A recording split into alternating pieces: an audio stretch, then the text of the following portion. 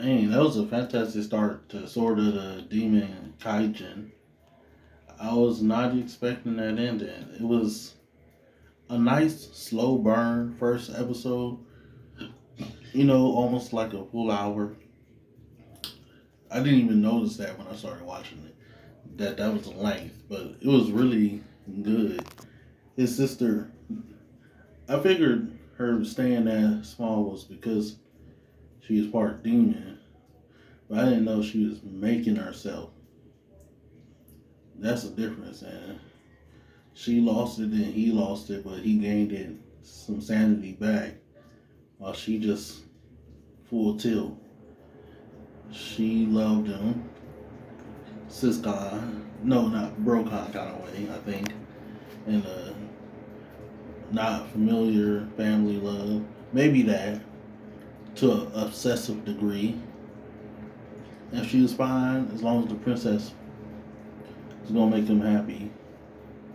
She thinks she stabbed him in the back, but no, he knew. They talked.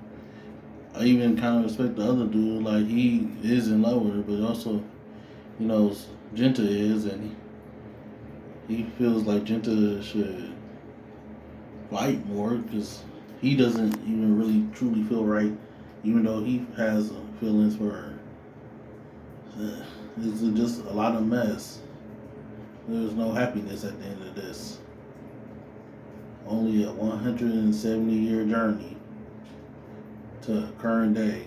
I wouldn't say it's probably not, current day, but because I don't know just based on the manga or not. Because if it is, most likely I'm gonna say flip phones because it looked like it's that kind of present day, and they said that demons could live thousands of years.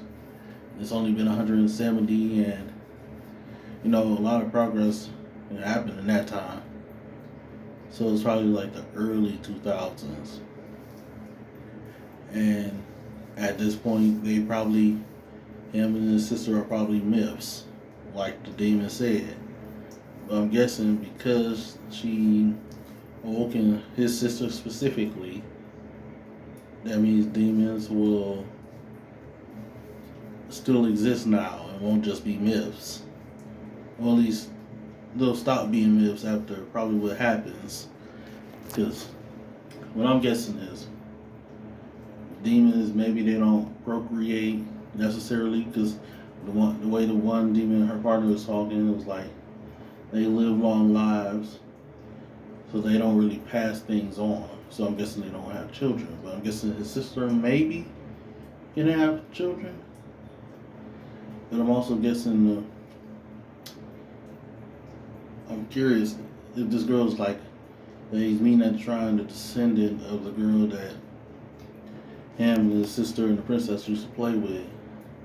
That he said he visited again. Because clearly it's been 170 years, which means they're gone. Not super long gone, because it's only, she could have lived until 100 maybe. I mean, depending on what age she was,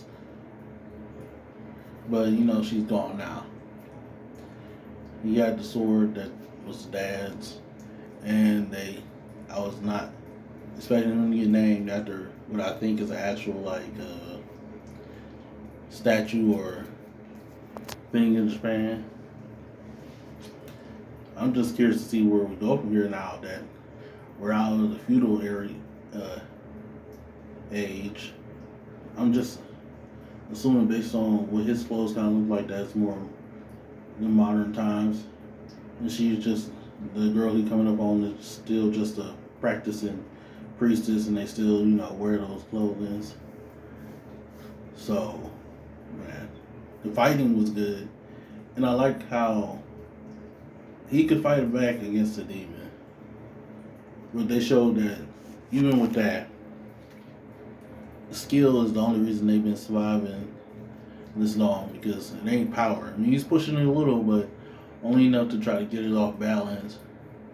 Instead, we gave him an arm and it turned him from a human. So by the end, it kind of made me think of like Inuyasha, which I enjoy.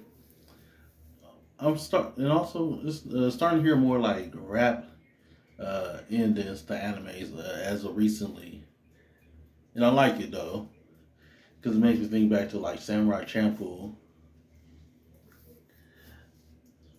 Now, now, what has his sister been doing in these last 170 years? I have no clue. I'm like, is this his sister? I'm like, that wouldn't make any sense unless they're related somehow. Well, technically,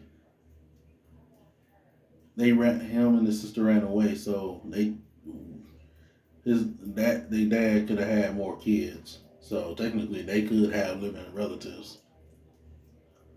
I doubt that's what this is, but we'll have to wait and see what next episode gives us to know. No, no, great start. Can't wait to see where we go from here.